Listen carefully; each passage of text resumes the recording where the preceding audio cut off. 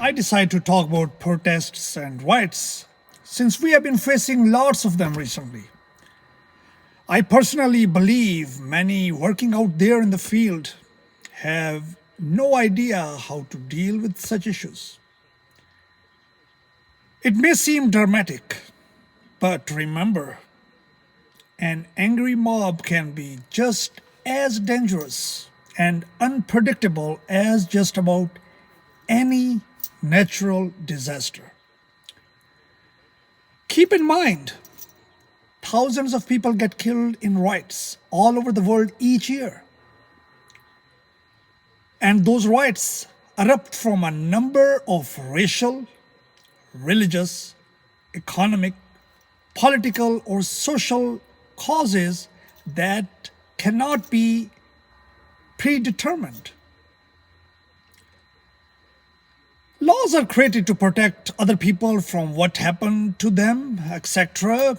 Unfortunately, during protests and riots, sometimes we get to see people smashing up businesses, steal from people, setting up buildings and cars on fire, shots fired and people hurt. Even sometimes uniformed personnel and firefighters get hurt when bricks, etc., thrown at them in the line of duty. While at work, you alone cannot stop an angry mob. Don't dare to handcuff or arrest anybody. You might get injured. Always involve police. Let police do their job. And don't try to help them unless they ask you for an assistance. Law enforcement officers that are trained in police anti-riot schools performing riot control will often wear protective helmets and carry riot shields and know what to do. To be honest, if you have found yourself in the middle of a riot, you may not be able to run away. You must know how to avoid these situations if they arise. First of all, get familiar with your area you work at. If you are there visiting a location or checking the location for a season or two, or if you are a floater, you should still get to know your surroundings. Study a map until you are very comfortable with the area where you work, the area where you live, and the routes between those. Think about your possible escape routes and safe havens before anything actually happens and rioters go crazy. Always remain calm. Rioters bring intense emotions boiling to the surface, but you will be better off if you can keep your own emotions in check. Let your survival instincts kick in. Strive to think rationally and pure safety. Avoid confrontation. If you need to move from one location to another, just walk. If you run or move too quickly, you might attract unwanted attention. If not alone and you working along with co-workers, stay close with your co-workers. Then the first thing you should do is grip their hands, lock elbows with all of the staff who are with you.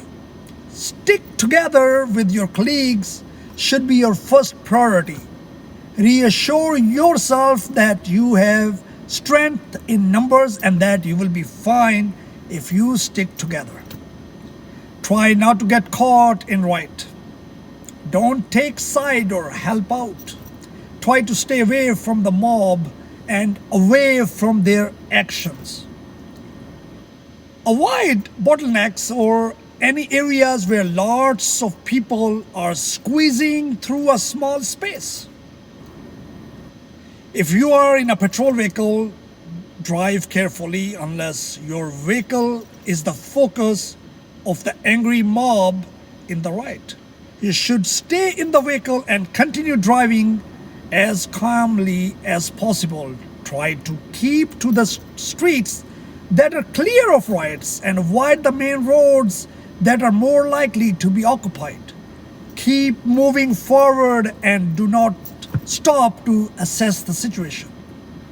If someone tries to block your vehicle, honk your vehicle, punch your vehicle, yell at you, just keep driving until they get out of the way.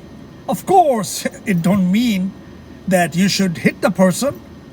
Drive at a moderate speed so they have time to back off and realize that you mean business. Remember that you are in a position of power when you are driving. Don't let a few angry people stop you from driving your vehicle, and keep going unless you absolutely can't. Many activists are afraid of vehicles because there have been cases where vehicles running down the protesters on the road. Remember to be firm but not aggressive to avoid giving the wrong impression. If you are on foot, you should move away by going with the flow of foot traffic, not against it.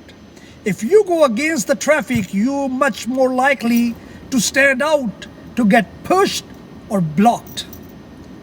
While on foot, if you get caught in the middle of a crowd, it's impossible to try to move in the direction of the crowd until you make your way to the outside of the crowd. To maximize your chances of safety, you should avoid the areas that are most likely to be crowded and should stay off the beaten path so you don't push yourself in a dangerous situation. Riots most commonly happen outside on the streets, not inside the buildings. In case an angry mob moves towards and try to enter buildings, move to a safe area, lock the doors and windows and stay away from them. You may be tempted to watch the riot from the windows. This will increase your chances to get hurt. Move to the rooms that do not lead directly outside to avoid getting hit by stones, bullets, or other weapons. Look for at least 2 exits in the building in case you need to leave in a rush. Just look out for fire if an angry mob turns towards the building. Nowadays, things are different. People use social media. You can stay on top of news. Social media may provide you information as rapidly as possible, though it may not be accurate. So keep your bases covered. Do your best to avoid being hit by riot control chemicals or weapons. There is no way you or your coworker can handle riots on your own. Definitely you will need local law enforcement, or you are probably with them. And in some situations, you might see National Guard coming up there. They may deploy tear gas, etc., to disperse a crowd. These weapons and chemicals can cause severe pain, respiratory distress, and blindness. So try to stay away from the front lines of a riot. During tear gas attack, stay out of the fire line of police or National Guards. Never touch a tear gas canister while with bare hands. Once discharged, they are very hot.